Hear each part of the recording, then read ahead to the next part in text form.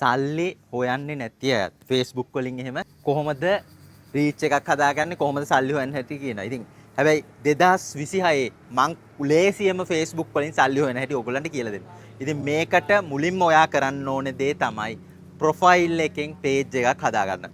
මං කියන්නේ ප්‍රොෆයිල් වලට සල්ලි ගෙවන්නේ නැහැ කියලා නෑ ගෙවනවා. එහෙම නෙමෙයි. page එකක් හදුවොත් ඔයාට මේකේ ගොඩක් පහසුකම් තියෙනවා. ඉතින් page එකක් හදාගෙන ඊළඟට ඔයා කරන්න ඕනේ දේ තමයි අර ඒ හදනකොට page එක උනත් අපි Instagram, TikTok, YouTube ඒවට දාන නමම වගේ. කියන්නේ ඔයාගේ නිෂ් එකටම ගැලපෙන නමක් දාලා හදුවාම ඒකේ පොඩි වාසිත් ටිකක් තියෙනවා.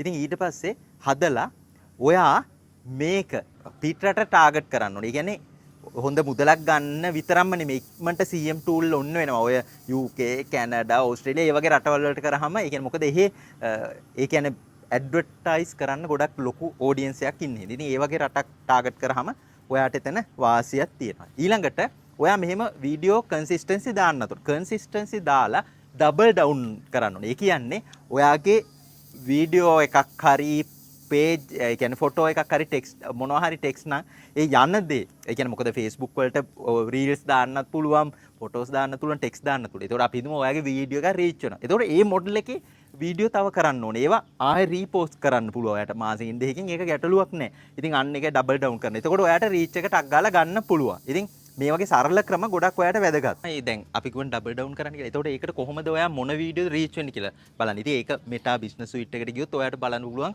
කොහොමද වැඩිපුර රීච් වෙලා තියෙන්නේ. ඊට පස්සේ ඔයා ඒක අධ්‍යයනය කරන්න. මේකේ මොකද්ද හොඳ හුක් එකක් තියෙනවද? මේකේ ඩියුරේෂන් එක කොච්චරද? මොකද්ද මිනිස්සු මේකට ඇලිලා ඉන්න හේතුව? මොන ඇංගල් වලින්ද ඔයා අරන් තියෙන්නේ? මොන වගේ පසුබිම්ද? රෑ ගත්ත එකද? දවල් ගත්ත එකද? උදේ ගත්ත එකද?